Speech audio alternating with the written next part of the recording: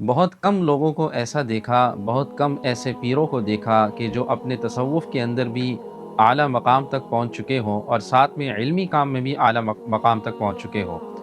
مختار الامہ حضرت مولانا پیر مختار الدین شاہ صاحب رحمہ اللہ، حضرت ایسے مقام پر فائز تھے کہ تصوف میں بھی اعلیٰ مقام پر فائز تھے، اور اس کے ساتھ علمی کام بھی بہت زیادہ کیا کرتے تھے۔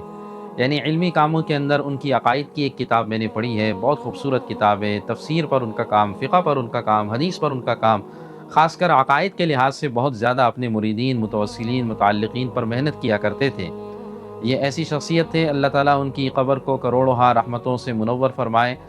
ان حضرات نے جو ہے وہ نوجوانوں کو اپنی طرف متوجہ کیا، دین کی طرف متوجہ کیا۔ ان حضرات کی برکتوں سے لوگ جو ہے وہ نیکی کے کاموں کی طرف آگے آئے، اعمال کا شوق ان کے اندر پیدا ہوا، دنیاوی علوم کے ساتھ ان کے اندر دین سیکھنے کا ایک شوق پیدا ہوا۔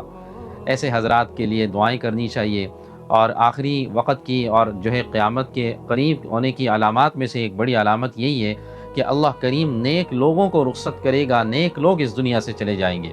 یہ علم ایسے یوں اٹھایا جائے گا، ایسے ڈائریکٹ نہیں اٹھایا جائے گا۔ یہ بڑے بڑے اہل علم، بڑے بڑے علماء اس دنیا سے جانے لگیں گے تو ظاہر ہے علم کے دروازے، علم کے باب، علم کے اس سمندر کے اندر گہرائی میں غوطہ لگانے والے، اس نکات کو امت تک پہنچانے والے، ظاہر ہے وہ اس دنیا سے چلے جائیں گے۔ آج ان کی خبر، ان کی موت کی خبر نے افسردہ کر دیا، اور میں اپنی طرف سے تعزیت بھی کرتا ہوں، اور اللہ کریم حضرت کے تمام جانشینوں کو حضرت کے کاموں کو اسی طرح آگے بڑھنے کی، بڑھانے کی توفیق عطا فرمائے۔ وآخر دعوانا ان الحمد للہ رب العالمین۔